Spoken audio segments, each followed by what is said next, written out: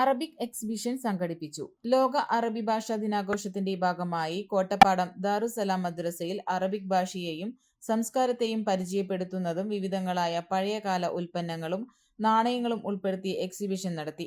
Thrithala block panchayat member Maliyekkal ബാവ ഹാജി ഉദ്ഘാടനം ചെയ്തു.